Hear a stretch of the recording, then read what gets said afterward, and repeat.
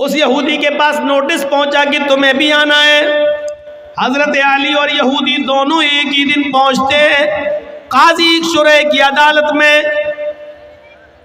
काजी शुरैह की अदालत में ये ऐसा जज नहीं था जो हमारा चौकीदार बना देता है, इसलिए बाबरी मस्जिद का फैसला उनके पक्ष में चला जाता है, क्योंकि हमने आपका नमक खाया है तो नमक हलाली तो करना ही है।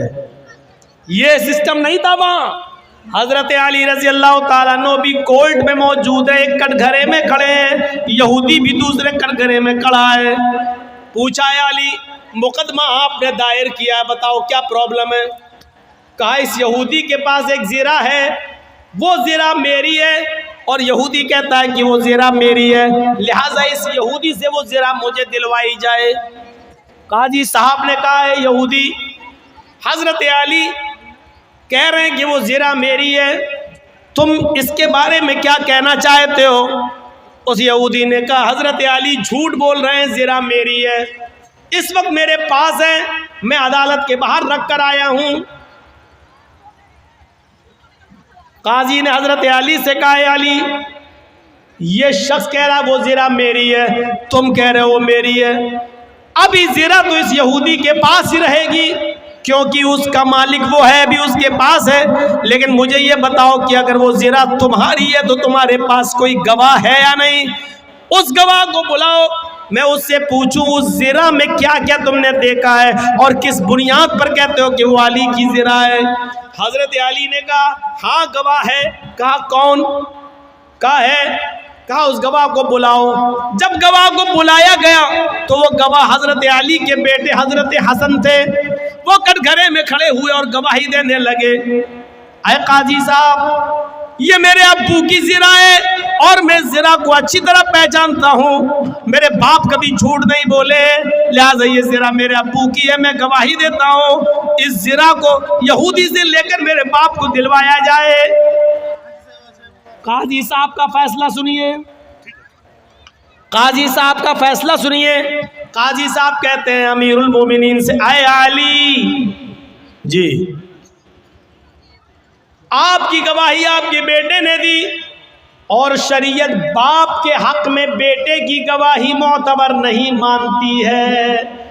शरीयत कहती है, कुरान और हदीस कहती है बाप की गवाही अगर बेटा दे तो उस गवाही को नहीं माना जाएगा, क्योंकि बेटा अपने बाप के खिलाफ बोलता ही नहीं है, वो अपने बाप की हिमायती में बोलता है। लिहाजा कोई दूसरा गवाह लाओ, आपके बेटे की गवाही शरीयत के मुताबिक कबूल नहीं।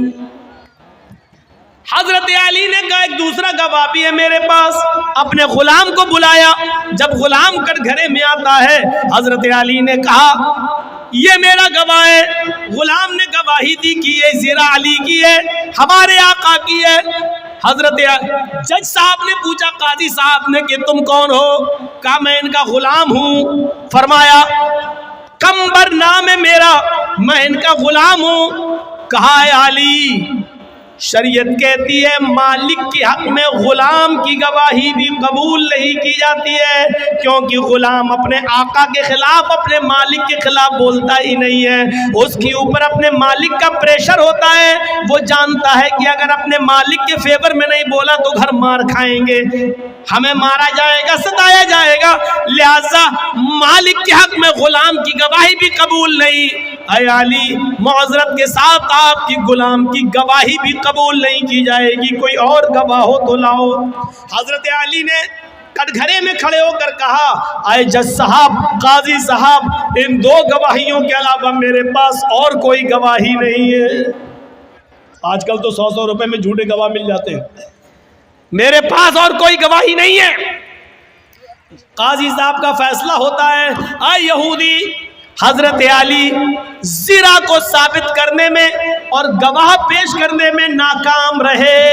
वो शरीयत के मुताबिक सच्चा गवाह पेश नहीं कर सके, और जो गवाह पेश किया वो शरीयत के दायरे में आता ही नहीं है, लिहाजा अली नाकाम रहे जिरा को अपना साबित करने में। वो जिरा के मालिक तुम हो और अदालत ये फैसला करती है कि वो जिरा के हकदार तुम ही रहोगे, वो जिरा तुम्हारी रहेगी, उस जिरा पर तुम्हारा हक है, तुम जा सकते हो और जिरा भी ले जा सकते हो। ये उस जज का फैसला है जो हजरत अली ने बनाया, ये उस काजी का फैसला जिसको हजरत अली ने बनाया। लेकिन कुरान और हदीस के मुताबिक फैसला किया, फैसला में अगरचे जिरा में हजरत अली की थी, जिरा हजरत अली की थी, लेकिन गवाह वगैरह न लाने में ऐसा हो जाता है कि फैसला यहूदी के हक में करना पड़ता है। यहूदी उस जिरा को उठाता है, कटघरे से बाहर निकलता है, कहता है जज साहब आपके फैसले को सलाम करता हूँ, आपने वही फैसला किया जो कुरान और हदीस में बताया गया, आपने वही फैसला किया जो मोहम्मद रसूलुल्लाह ने बताया, आपने वही फैसला किया, और मैं यही देखना चाहता था कि अमीरुल मोमिनीन अली के होते हुए मुझ पर जबर तो नहीं किया जाता, जुल्म तो नहीं किया जाता। आपकी अदालत में और अली ने यह साबित कर दिया है कि यहाँ पर जुल्म और ज्यादती का कोई शायबा भी नहीं पाया जाता है। अब मेरा फैसला सुन लीजिए जज साहब, काजी साहब, हजरत अली सच्चे हैं, ये जिरा हजरत अली की है, ये दरवाजे के बाहर रखी हुई थी, कोई नहीं था, मैं इसको उठा लाया, 6 महीने तक मैंने इसको छिपाया, और एक दिन जानबूझकर 6 महीने के बाद मैं अली के सामने आ गया ताकि अली मेरी जिरा को देख ले, फिर देखे क्या रिएक्शन लेते हैं, फिर सारी प्रतिक्रिया अदालत के मुताबिक चलती है। और हमने देखा इस पूरे मामले में जुल्म और सितम नहीं होता है, लिहाजा ये जिरा अली की है, मैं अली को दे रहा हूँ। और आज इस बात का इकरार भी करता हूँ कि आपने कुरान और हदीस के मुताबिक सच्चा फैसला सुनाया।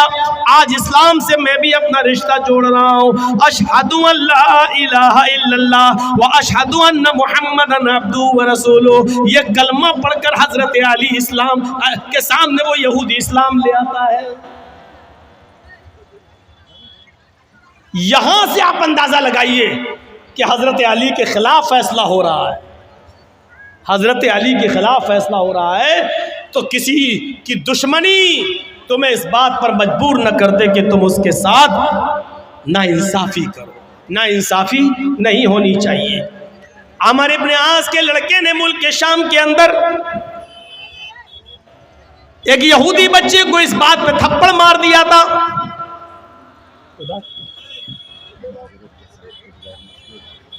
3 बजे रात में नहीं होता, नहीं होता है 3 बजे रात में कोई गैर मुस्लिम नहीं होता, ये सब बकवास है,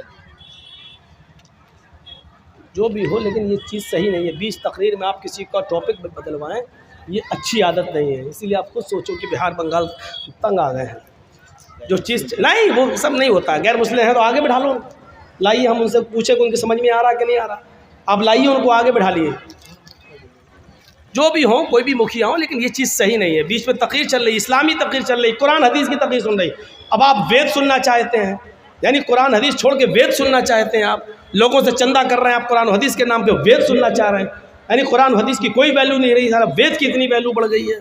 खुद फैसला करो कि हम कहाँ जा रहे हैं, कहाँ जा रहा है मामला है? नौटंकी बन के रह गई है जलसों की। रात के 2:35 हो रहे हैं और अब हिंदू भाई जाग रहे होंगे। शिवरात्रि पे तो जागते नहीं है, नवरात्रि पे तो जागते नहीं है अपने, वो रात में 2:35 पे जागेंगे।